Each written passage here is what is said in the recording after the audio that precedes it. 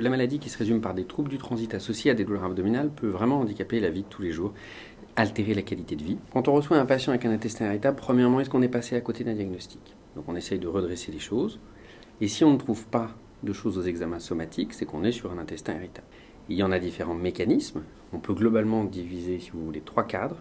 Premièrement, post-infectieux, j'ai attrapé une tourista, une gastro-entérite, une salmonelle, et j'ai une sensibilisation de l'intestin, et mon transit après n'est plus jamais, ou quasiment plus normal, et j'ai mal au ventre. Deuxième cause, le facteur alimentaire. On a négligé pendant des années les patients qui disaient « quand je mange ça, je ressens ça, avec tel aliment je ne suis pas bien ». Et récemment a été introduit le régime pauvre en FODMAPs, fructo-oligo-di-monosaccharides et polyols, qui sont des sucres et des polyols qui sont mal digérés, mal fermentés, qui vont augmenter la quantité d'eau dans l'intestin, produire du gaz et déclencher l'altération du transit et la douleur.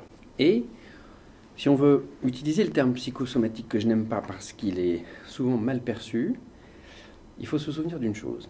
Quand on va passer son bac, la moitié a la diarrhée, l'autre moitié est constipée, tout le monde a mal au ventre.